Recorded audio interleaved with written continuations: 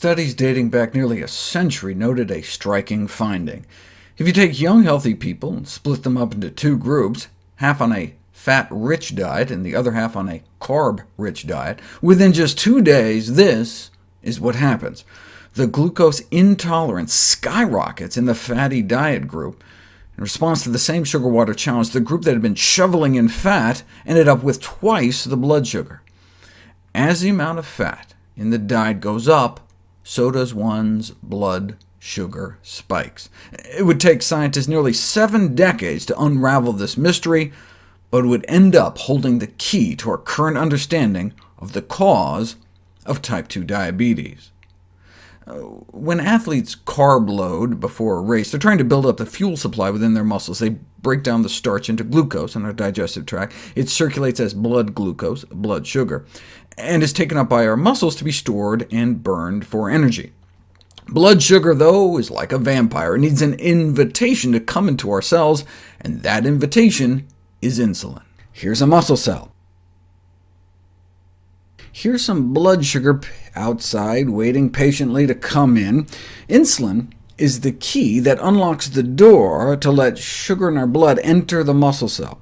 When insulin attaches to the insulin receptor, it activates an enzyme, which activates another enzyme, which activates 2 more enzymes, which finally activates glucose transport, which acts as a gateway for glucose to enter the cell. So insulin is the key that unlocks the door into our muscle cells. What if there was no insulin, though?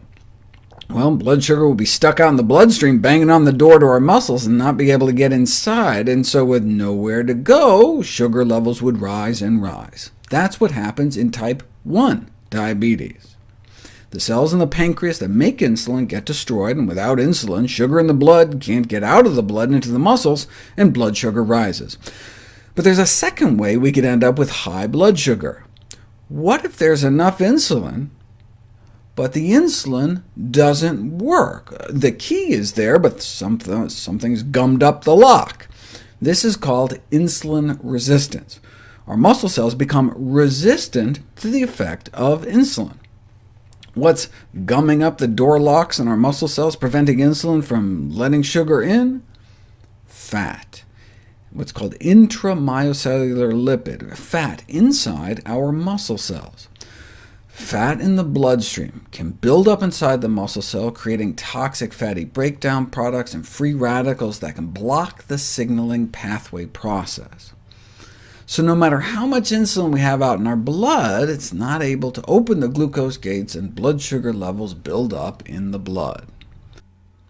This mechanism by which fat, specifically saturated fat, induces insulin resistance wasn't known until fancy MRI techniques were developed to see what was happening inside people's muscles as fat was infused into their bloodstream. That's how they found out that elevation of fat levels in the blood causes insulin resistance by inhibition of glucose transport into the muscles.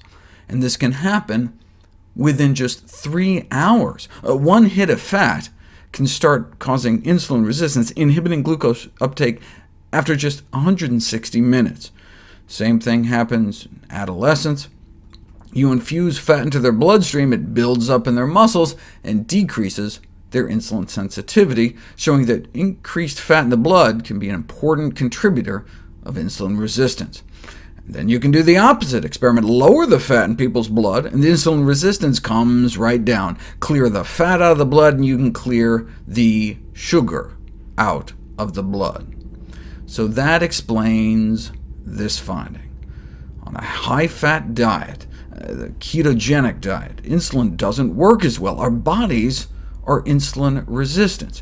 But as the amount of fat in our diet gets lower and lower, insulin works better and better.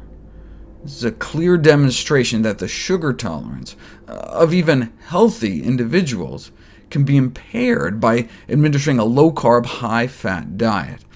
But we can decrease insulin resistance, the cause of prediabetes, the cause of type 2 diabetes, by decreasing saturated fat intake. Dr. Michael Greger has written an amazing book, which is a New York Times bestseller, How Not to Die. The link to buy this book can be found below within the description box, along with any other complementing links that run alongside this video.